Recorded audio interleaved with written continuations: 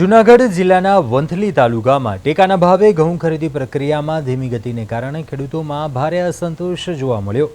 કુલ 1992 ખેડૂતોએ ઓનલાઈન નોંધણી કરાવી હતી, પરંતુ 40 દિવસમાં માત્ર 452 ખેડૂતોના જ ઘઉંની ખરીદી થઈ છે, જ્યારે કે 1150થી વધુ ખેડૂતો હજુ પોતાના વારા આવવાની રાહ જોઈ રહ્યા છે। ખેડૂતોનો આક્ષેપ છે કે તેમને સમયસર મેસેજ મળતા નથી અને ઘણી વખત ઘઉં લઈને પહોંચ્યા બાદ પણ તેમને હેરાનગતિનો સામનો કરવો પડે છે।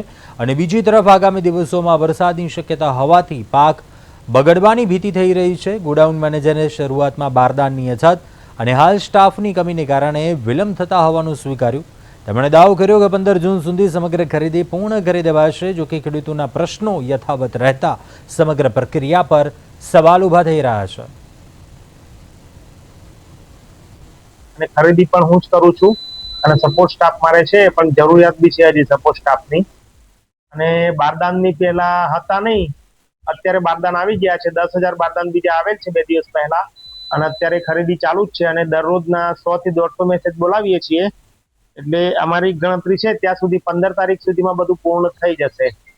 અત્યાર સુધીમાં સર કેટલા ખેડૂતોને બોલાવવામાં આવેલા છે અને હવે પછીનું આગળ શું આવ્યું છે?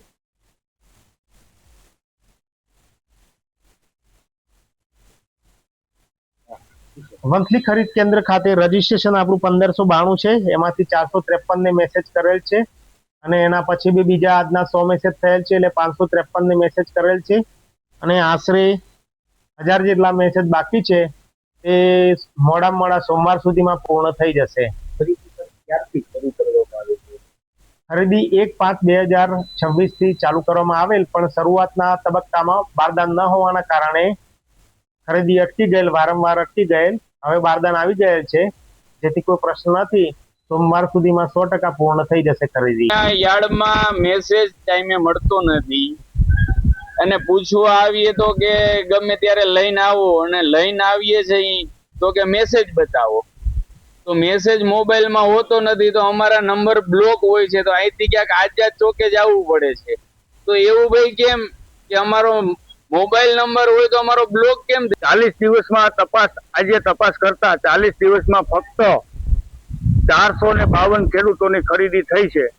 હજી 1150 ખેડૂતોની ખરીદી બાકી છે।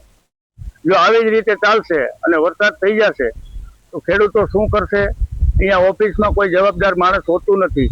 આજે અમે સ્થળ ઉપર તપાસ કરતા ફક્ત 3 ટ્રેક્ટરનો 3 ખેડૂતોનો માલ ચોરાય છે। જો આવી જ રીતે કરશે તો જન્માષ્ટમી સુધીમાં પણ આ ખરીદી